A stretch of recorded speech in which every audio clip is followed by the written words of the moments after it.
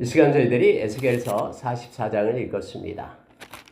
여러분, 에스겔서 44장은 제사장에 대한 내용이 나오고 있습니다. 우리가 여러분 어제 에스겔서 43장에서는 이제 40장, 41, 42장까지 해서 에스겔의 하나님께서 환상 중에 열어준 그러한 성전을 보게 하셨죠. 그리고 이제 에스겔서 43장에서는 그 성전 안에 하나님의 영이 돌아오시죠. 임하고요. 그리고 여호와의 영광이 가득하고 또 그곳에 이제 하나님을 향하여 예배하고 또 제사하는 그런 것 중에 번제단을 하나님께 드리는, 그래서 7일 동안이나 그걸 정결하게 해서 하나님께 영광 돌릴 때에 어떤 모습이어야 되는가를 알게 하죠. 하나님의 임재가 없고 하나님이 함께하지 않는 곳은 아무리 화려하고 아름다운 곳이라도 그건 아무런 의미가 없다라는 것을 성경 우리에게 가르쳐 줍니다. 그래서 우리가 혹시 빈들에 나가 있든 광야 속에 있든 그곳에 우리 주님이 함께하는 곳이 곧 천국이고 그곳에서 우리는 예배자로 서게 됨을 알게 하죠. 그래서 바벨론에 포로로 끌려갔던 그들이 실제적으로 성소가 없고 나라도 없고 이런 상황 가운데 절망 가운데 있는 그들에게 하나님께서는 에스겔을 통해서 마음의 성전을, 하나님이 이렇게 이루실 성전을 그들에게 보여줌으로 소망을 가지고 하나님의 백성으로서 살아가게끔 그렇게 하는 거예요. 그래서 43장에는 이제 번제단에 대한, 대표적으로 번제단에 대한 하나님의 거룩하심을 그렇게 나타내고요. 이제 44장에서는 그 성전 안에서 일할 제사장에 대한 것을 말하고 있습니다. 근데 여러분 아시죠? 저와 여러분이 오늘날 제사장이라는 것, 하나님께 예배하는 자들이라는 것, 지금도 여전히 요한복음 4장 24절에서 우리 하나님께서는 하나님께 참 예배를 드리는 예배자들을 찾고 계십니다. 영과 진리로 예배하는 자들을 찾는다라고 말합니다. 이전 성경은 신령과 진정으로 하나님께 예배자를 찾고 있는 것이죠. 이것은 여러분 신령과 진정, 영과 진리는 겉으로 나타나는 게 아니에요. 우리의 내면의 중심을 하나님께 드리며 영, 성령의 이끌림을 받고 그다음에 진리, 즉 하나님의 말씀을 가지고 의뢰해서 말씀을 신뢰하면서 하나님 앞에 나와 예배하고 하나님의 영광을, 하나님께 영광을 올리는 것을 말하고 있는 거죠. 그래서 동일합니다. 오늘날은 우리의 겉모습이 아닌 내면적인 마음의 중심을 하나님께 드리며 우리의 마음이 하나님을 믿고 의지하고 또 하나님 앞에 나와서 정한 절기에 하나님을 존귀히 여기고 또 하나님의 말씀을 사랑하면서 하나님의 말씀 붙잡고 하나님께 나오는 그런 삶, 또 삶 가운데도 우리의 내면에 고린도전서 3장 16절 말씀처럼 우리가 성전이 되고 우리 안에 성령님이 내주에 계시는 그런 성령님으로 인하여 우리가 어디를 가든 어느 곳에 있든 무엇을 하든 하나님께 영광 돌리는 예배자로 설 수 있음을 성경은 가르쳐 줍니다. 근데 중요한 것은 뭐냐면 다 이렇게 성전이 완성되고 또 성전 안에 들어가서 기구들이 이렇게 거룩하게 된다 할지라도 그곳에서 속해 있는 제사장이 거룩한 제사장이 되어야 된다라는 것이 오늘 44장에서 말해주고 있는 거예요. 저와 여러분이 베드로전서 2장 5절에서 거룩한 제사장, 또 2장 9절에서는 왕같은 제사장, 또 요한계시록 1장에서는 저와 여러분이 그런 하나님의 제사장, 그리고 바울사도는 로마서에서 복음의 제사장, 이처럼 저와 여러분이 오늘날의 제사장이 된 겁니다. 뭐 목사만 제사장이고 장로만 제사장이고 이게 아니에요.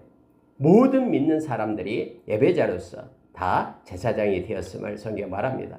그래서 제사장이 옛날에는 지성소에 7월 10일 날 1년에 딱 한 번 속죄제를 드리기 위하여 하나님의 임재가 있는 그 법궤가 있는 언약궤가 있는 그곳에 들어갔잖아요. 근데 예수님이 오심으로 인하여 그 휘장을 찢으셨죠. 그래서 지성소로 누구나 다 예수의 보혈 힘입고 들어갈 수 있어요. 그래서 여러분 모두가 다 제사장이 된 거예요. 자, 여러분 오늘 말씀 가운데요 몇 가지만 우리가 깊게 묵상하고 기도하는 시간을 갖도록 하겠습니다. 하나님께서는 44장 1절 2절에서 이제 동문으로 들어오신 하나님께서는 성소의 동쪽 바깥문을 갖다 문을 닫아라 이렇게 말합니다. 그리고 아무도 그리로 들어오지 못할 것은 이스라엘 하나님 나 여호와가 그리로 들어왔음이라. 그러므로 닫아둘지니라 이렇게 말씀을 해요. 에스겔에게 보여줬던 그 성전에는 하나님이 떠나지 않고 영원히 거하시겠다라고 하나님 스스로 그렇게 말씀을 하신 거예요. 그래서 이제는 다시 떠날 일이 없으니까 동쪽 문을 닫으라라고 얘기합니다. 그리고 이제는 내가 너와 함께 하겠다. 이곳에서 드리는 예배를 내가 받겠다라고 에스겔에게 하나님은 말씀을 하고 있는 거죠. 이걸 거기에 바벨론 포로들에게 포로로 끌려간 그들에게 외치라라고 하나님께서는 말씀을 하십니다. 저와 여러분을 택하신 하나님은요, 절대로 떠나지 않습니다. 히브리서 13장 5절의 말씀처럼 내가 너희를 버리지 않고 내가 너희를 떠나지 않을 것이다. 우리 주님도 마태복음 28장 20절에서 세상 끝날까지 내가 너와 함께하리라라고 약속했습니다. 성령님도 마찬가지예요. 에베소서 4장 30절에서 구원의 날까지, 성령 안에서 구원의 날까지 우리가 인침을 받았다라고 말합니다. 성령님도 절대로 떠나지 않아요. 그래서 우리가 이 세상 죽을 때에 성령님이 우리의 보증이 되고 성령님이 증인이 되어서 우리가 예수님과 함께 영원한 하나님의 나라를 상속받을 자로 우리가 세워지게 됩니다. 그래서 그 성령님이 우리 가운데 없으면 우리는 크리스천이 아니에요. 기독교인이 그리스도인이 아니다라고 로마서 8장 9절에서 우리에게 가르치고 있죠. 성령님은 떠나지 않고, 그래서 성령님을 우리가 슬프게 해서는 안 됩니다. 데살로니가전서 5장 19절에서 성령을 소멸하지 말라. 이 말은 성령을 갖다가, 성령은 인격이 영이기 때문에요. 성령 아니고 내가 내 인생을 내가 끌고 가겠다면은요, 성령님께서 이끌지 못합니다. 그래서 성령을 쫓는 삶을 살아라 라고 우리에게 말하죠. 성령을 따르는 것은, 영을 따르는 것은 우리에게 평안이고 생명이지만 육을 따르는 삶은 멸망이다라고, 사망이다라고 우리에게 가르쳐주고 있는 이유가 거기에 있어요. 그래서 저와 여러분이 세월을 아끼라라고 말할 때는 성령을 쫓는 삶을 살아라라고 우리에게 가르치는 것입니다. 늘 성령님을 따르며 성령님의 인도하심을 받고 충만한 삶을 살기 위하여 우리가 기도로 나가기를 원합니다. 성령의 충만함은 기도밖에 없습니다. 기도를 해야지만이 성령께서 우리 가운데 활동하시고, 성령의 활동이 일어나야지만이 성령의 열매들이 우리의 인격과 삶 가운데 맺혀지게 되는 것이죠.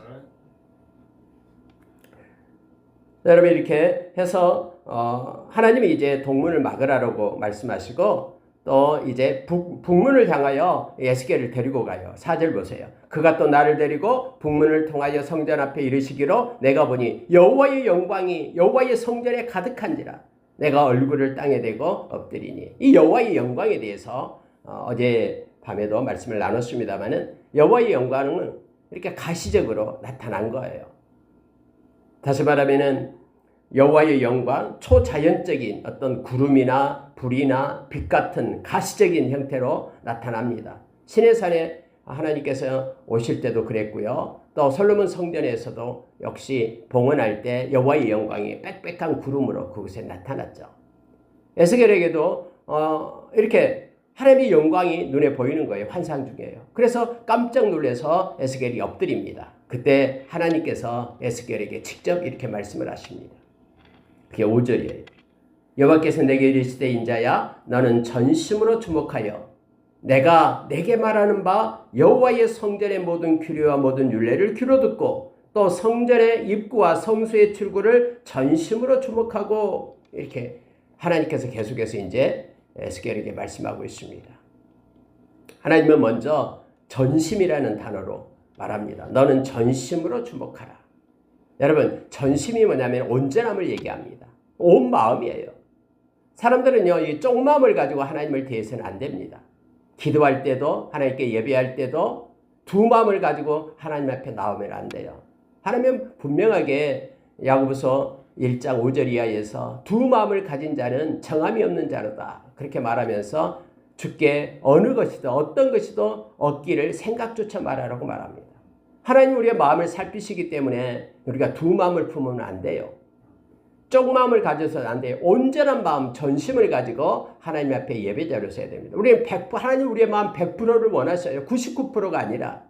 그래서 우리가 늘 하나님 앞에 이 전심, 온전한 마음으로 하나님 앞에 예배자로 서기를 우리가 소원하면서 그렇게 나가야 됩니다. 그래서 우리 마음 가운데 세 가지가 있어야 돼요.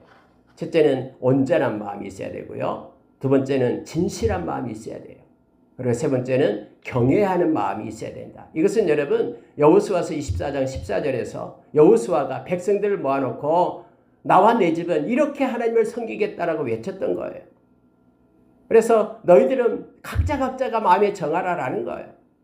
우리 가정은 우리 집은 하나님만을 섬기려고 하는데 온전함과 진실함과 하나님을 경외함으로 섬기겠다라고 말하고, 그래서 여호수아가 살아있을 동안 또 여호수아와 함께했던 장로들이 살아있을 동안 많은 백성들이 하나님을 잘 섬겼다라고 말합니다. 그런데 그들이 이제 세상을 떠나고 나니까 자기 좋을 대로 하나님을 섬기기 시작한 거예요. 그래서 이 350년간 사사기 시대가 된 거죠. 계속해서 반복되는 그러한 일들이 사사기 시대에 있었음을 우리가 보게 됩니다. 저와 여러분도 하나님을 섬기고 하나님께 나갈 때 온전함과 진실함과 하나님을 경외함으로 섬김자 되기를 원합니다. 하나님께서는 너는 전심으로 주목하라 라고 말하면서요, 모든 규례와 모든 율례를 귀로 들어라. 하나님이 말씀하신 것, 이 모든 것들을 네가 잘 들어라. 이 귀가 할례를 받아 하나님의 말씀을 잘 듣고 하나님께 속한 귀가 되어라 라고 말합니다. 그리고 또 하나 하나님께서 말씀하시는데요, 성전의 입구와 성소의 출구를 전심으로 주목하고, 이 말씀이 있어요. 아니, 하나님이 왜 성전의 입구와 출구를 갖다 주목해라 하실까요? 하나님이 정한 규례대로 그들이 지금 행하고 있는가를 보라라는 뜻이에요. 성전은 아무나 또 아무 것이나 함부로 드나드는 것이 아니었고요, 하나님의 규례에 따라서 성전의 출입자들의 자격이 정해져 있었죠. 하나님은 지금 그것을 말씀하시고 계시는 거예요. 성소 안에는 제사장 외에는 들어올 수가 없었습니다. 물론 이제 다음에 성막일 때는 이제 옮길 때에 레위 족속들이 다른 것 하지 않고 제사장들이 다 이렇게 보재기로 쌓아놓으면 그것을 갖다 나를 뿐이었습니다. 지성소 안에는 대제사장도 1년에 딱 한 번만 들어갈 수가 있었습니다. 하나님의 규례대로 해라라고 말합니다. 그래서 성소의 그러한 출입구를 주목하여 보라, 전심으로 보라라고 말합니다. 오늘날 저와 여러분은요, 저와 여러분은 이미 예수의 보혈로 저와 여러분은 깨끗함을 입은 죄사함을 받은 이들이죠. 그래서 죄사함을 받지 않는 이들은 하나님 앞에 나와서 예배를 드릴 수가 없습니다. 형식적으로는 예배가 드려진 것 같지만은 하나님이 받지 않는 예배임을 우리가 기억해야 됩니다. 그래서 우리가 예수님을 진심으로 영접하고 하나님의 자녀가 되며 예수의 보혈의 능력을 힘입고 회개하고 하나님 앞에 나와 예배하는 것이 맞다라는 것을 성경은 말해주고 있습니다.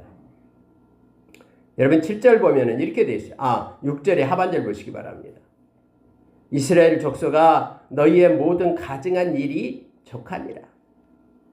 그래서 하나님 앞에서 가증하게 지금까지 해왔던 거 족하다라는 거예요. 이제 더 이상 가증한 일을 행하지 말라라고 말씀을 하고 계십니다. 너희가 마음과 몸에 할례를 받지 아니한 이방인을 데려오고 성소의 입구와 출구를 보라라는 거예요. 그런데 문제는 뭐냐면은 마음과 몸에 할례를 받지 아니한 이방인을 데려왔다라고 말합니다. 할례라는 것은 하나님께 속하는 표시죠. 마음이 하나님께 속하고 또 몸이 하나님께 속하게끔 그렇게 할례를 받게끔 했죠. 남자들에게만 그렇게 할례를 받게 했습니다.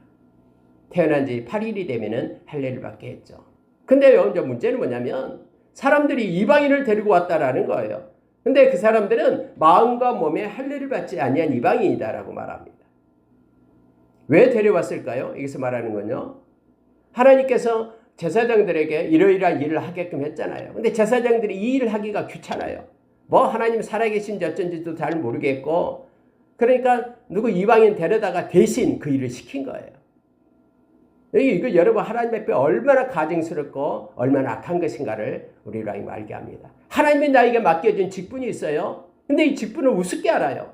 그리고 이 직분을 마치 그걸 행할 것을 내가 행한 게 아니라 다른 사람 데려다가 대신 행하게끔 그렇게 한 거죠. 하나님의 일에는 크고 작음이 없어요. 아무리 적은 일이라도 하나님을 위한 일은 가장 존귀하고 보배로운 것입니다. 그래서 우리가 이걸 기쁨으로 알고 하나님이 주신 것에 대해서 순종함으로 나가야 될 줄 압니다. 하나님이 그 말씀을 하신 거예요. 내 떡과 기름과 피를 드릴 때에 그들로 내 성소 안에 있게 하여 내 성전을 더럽힘으로 너희의 모든 가증한 일 외에 그들이 내 언약을 위반하게 하는 것이 되었으며 너희가 내 성물의 직분을 지키지 아니하고 내 성소에 사람을 두어 너희 직분을 대신 지키게 하였느니라. 아니 제사장들이 막 바빠요. 그래도 가장 바쁜 것보다도 여러분 하나님께 일하는 것이 가장 바쁜 일이죠. 그게 제사장에게 주어진 직분이었으니까요. 근데 제사장들이 다른 사람을 대신해서 해. 나 바쁘니까 네가 들어가서 좀 해라 하면서 그 일이 비일비재하게 일어났다라는 거예요. 나 너무 바쁘니까 이 예배는 뭐 다른 사람에 맡기고 집내도 다른 사람에 맡기고 그 일을 했다라고 지금 성경 말하고 있습니다. 그래서요 8절에 이렇게 말합니다. 너희가 내 성물의 직분을 지키지 아니하고 내 성소에 사람을 두어 너희 직분을 대신 지키게 하였느니라. 하나님은 다 보고 계시거든요. 그리고 기록하고 계시고요. 제사장들이 주어진 마땅한 그 직무를 그들은 뭐 어떤 이유에서든지 어쨌든 핑계를 대면서 대신 누군가를 대신해서 그 일만 다 끝나면 된다라고 생각하고 요즘 말하면 이 땜빵식으로 그렇게 한 거예요. 근데 하나님은 이걸 보면서 이게 가증한 일이었다라고 말합니다. 왜냐하면 그 일을 행한 사람이요 위에 말하는 것처럼 그는 마음과 몸에 할례를 받지 않는 자가 행했다라고 말하는 거예요. 여러분 마음의 할례는 중요합니다. 사람이 보지 못하는 겁니다. 우리가 여러분 로마서 10장 10절의 말씀처럼 마음으로 믿어 의에 이른다라는 거예요. 마음에 하나님을 향한 믿음이 없다 그러면 그는 믿는 자가 아니다라는 거예요. 하나님이 그 예배를 받지 않는다라는 것입니다. 마음의 할례를 받는다라는 것은 자신의 삶에서 죄악의 요소를 제거하는 것을 일컫는 말이에요. 여러분 세상의 삶은요 마음을 앞서지 못한다 그랬죠. 그래서 마음이 먼저 변화되어야지만이 하나님의 선하시고 온전하시고 기뻐하시는 뜻을 우리가 분별할 수 있는 거예요. 그래서 삶을 통해 하나님의 기뻐하는 삶을 살아갈 수 있는 거예요. 마음의 할례를 받아서 마음이 하나님께 속하게 되면은 우리의 삶도 마음을 따라서 오게 됨을 알게 합니다. 그래서 오늘 마음과 몸의 할례를 받는 이 표현을 우리가 주목해서 저와 여러분도 마음에 가죽을 베고 할례를 받아 마음이 하나님을 사랑하고 하나님을 섬기며 하나님을 믿고 의지하고 그래서 무릇 지킬 만한 것보다도 우리의 마음을 지키라라고 우리가 잠언서 3장에서 우리에게 말해주고 있죠. 4장에서 말해주고 있죠. 그래서 4장 23절 말해주고 있습니다. 마음을 지키면서 나가는 우리가 되기를 원합니다. 자 여러분 9절 한번 보시기 바랍니다. 저 여호와께서 이같이 말씀하셨느니라 이스라엘 족속 중에 있는 이방인 중에 마음과 몸에 할례를 받지 아니한 이방인은 내 성소에 들어오지 못하리라. 여러분 이방인들이 개종해서 하나님의 성전에 와서 예배를 드릴 수가 있었어요. 그때도. 그런데 반드시 해야 될 일이 있는데 여기서 말한 것처럼 마음과 몸에 할례를 받은 이방인이 하나님의 성소에 들어올 수 있었다라는 것을 성경은 다시 한번 말합니다. 10절에요. 이스라엘 족속이 그릇 행하여 나를 떠날 때에 레위 사람도 그릇 행하여 그 우상을 따라 나를 멀리 떠났으니 그 죄악을 담당하리라. 아무리 레위 사람 그리고 제사장들이라도 하나님의 말씀을 버리고 떠나게 될 때는요. 이 그릇 행하였다라고 말합니다. 근데 그릇 행하여서 우상을 따라갔다. 그런데 그 죄악은 반드시 담당하게 될 거다라고 말합니다. 오늘날도 여러분 동일합니다. 하나님의 백성이 하나님 대신에 마음의 중심에 우상을 섬기고 쪽마음을 가지고 한쪽으로 우상을 섬기고 한쪽으로 하나님을 섬기는 그 모든 것들에 대해서 하나님은 반드시 심판하시며 책망하신다라는 걸 우리는 기억을 해야 됩니다. 거룩하신 하나님은 죄 가운데 있는 우리를 보지 못합니다. 그 대가를 지불하게끔 하나님이 심판하고 그를 또 깨닫고 하나님 앞에 회개하고 돌아오면 하나님은 이미 예수 그리스도를 통해서 그 예수님의 보혈로 피값으로 우리의 죄값을 받으셨다라는 것을 우리가 기억하기를 원합니다. 근데 이것을 인정하지 않는 사람은, 예수 그리스도의 보혈의 능력을 인정하지 않는 사람은 자기의 죄값으로, 자기의 죄로 그렇게 멸망을 당하게 되는 거예요. 하나님이 행하신 구원의 계획에 우리는 그래서 은혜로 받고 감사함으로 하나님께 나아가는 저와 여러분이 되기를 원합니다. 여러분 12절에 보시면요, 그들이 전에 백성을 위하여 그 우상 앞에서 수종들어 이스라엘 족속이 죄악에 걸려 넘어지게 하였으므로 내가 내 손을 들어 쳐서 그들이 그 죄악을 담당하였느니라. 하나님께서 왜 이스라엘 백성을 멸망시켰는가를 성경은 말해주고 있어요.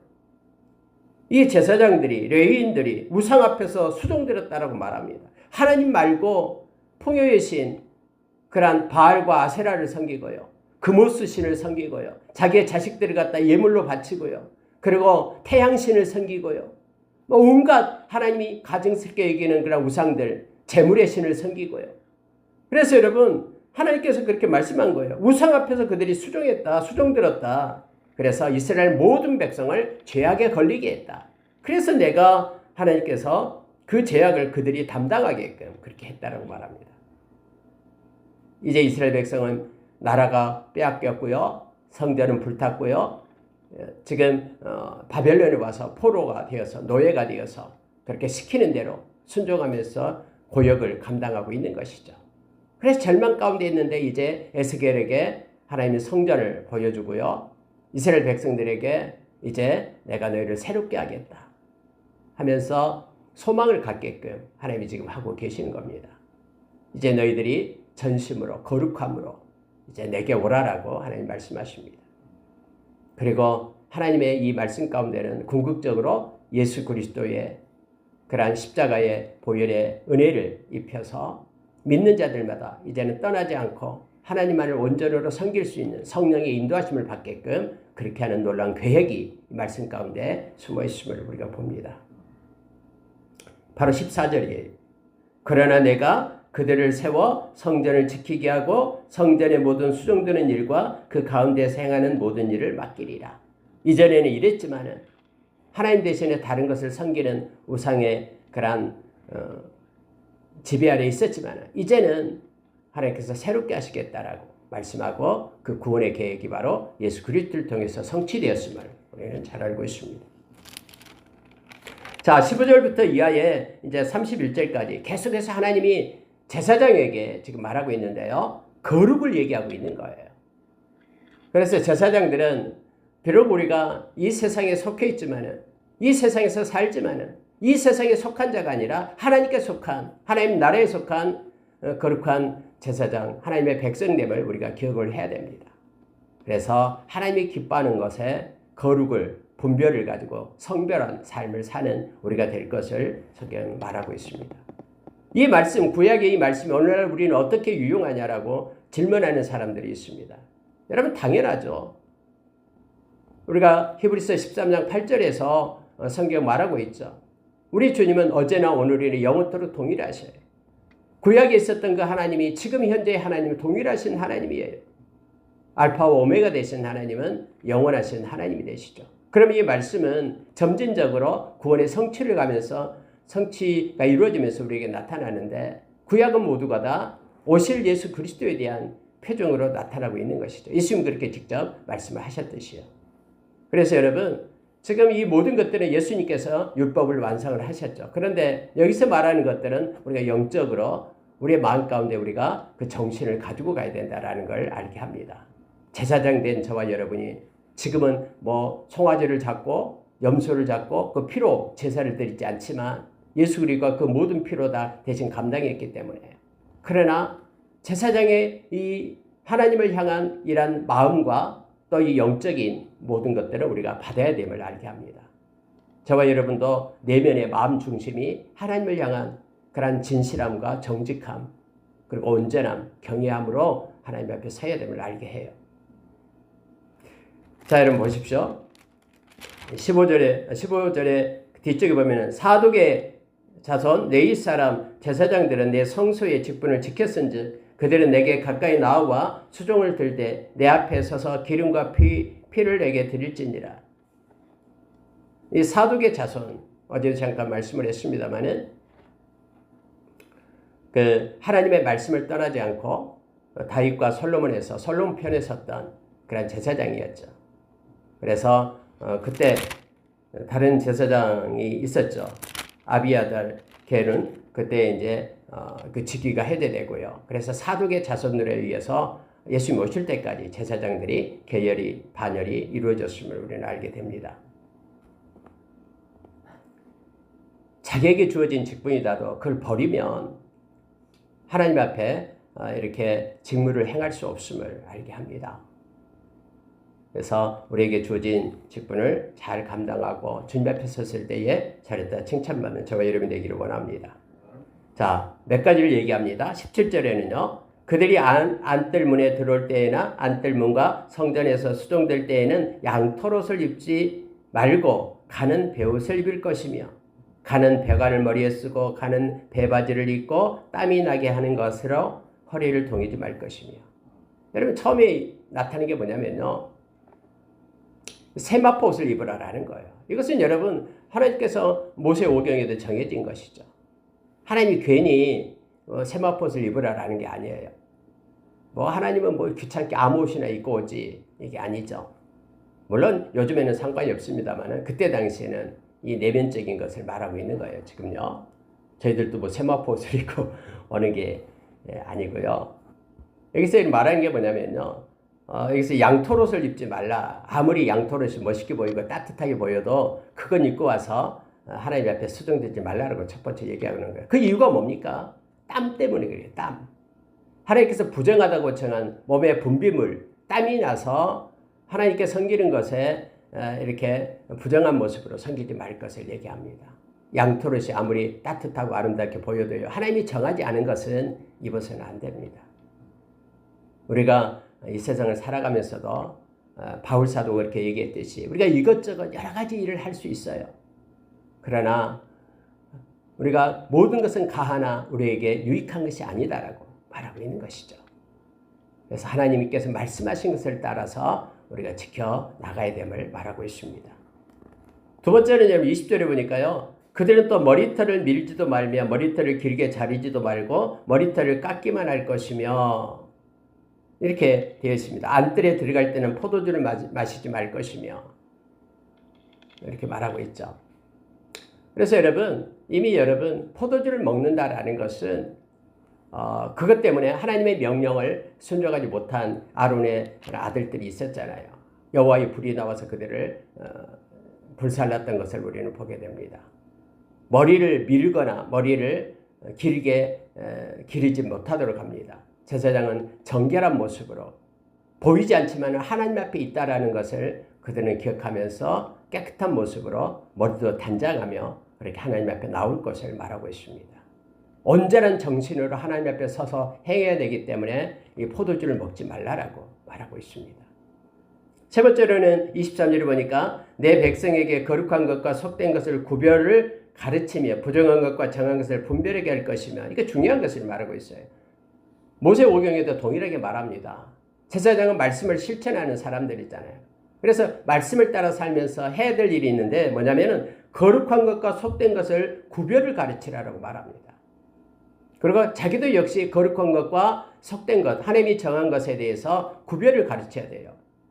이것저것 다 허용된다고 몰래 숨어서 그렇게 부정한 것을 행해서는 안 된다라는 거예요. 그리고 분별하게 해라. 가르치고 분별하게 하라라고 말하고 있습니다. 그래서 제사장들은 그리스도의 향기와 편지가 될 것을 우리에게 말해주고 있죠. 오늘날 믿는 자들, 저와 여러분을 향해서요. 네 번째로 24절에 보면은 송사하는 일에 재판하되 내 규례대로 재판할 것이며 내 모든 정한 절기에 내 법도와 율례를 지킬 것이며 내 안식일을 거룩하게 하며 해서 재판할 때에 규례대로 하라. 말씀대로 재판할 것을 얘기합니다. 그때 제사장들은 재판권이 있었거든요. 이 사람은 마음에 드니까는 이 사람 편들고 이 사람은 못생겼으니까는 편 안 들지 않고 이게 아니에요. 부하든 가난하든 또 가난하다고 해서 두둔하지 말라라고 했어요. 가난한 것은 가난한 것이고 긍휼을 베풀 것은 긍휼을 베풀 것이지만은 재판할 때는 명확하게 말씀을 가지고 기준점 삼아 행할 것을 요청하고 있는 거예요. 정직하라라는 뜻이에요. 28절에요. 그들에게는 기업이 있으리니 내가 곧 그 기업이라 너희는 이스라엘 가운데에서 그들에게 산업을 주지 말라. 내가 그 산업이 됨이라. 그래서 제사장들에게는요, 레위 족속에게는 기업이 분배되지 않았었죠.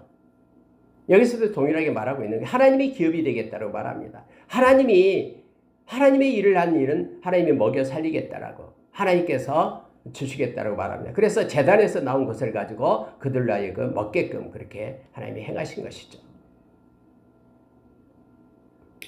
자, 여러분, 그래서 30절 보십시오.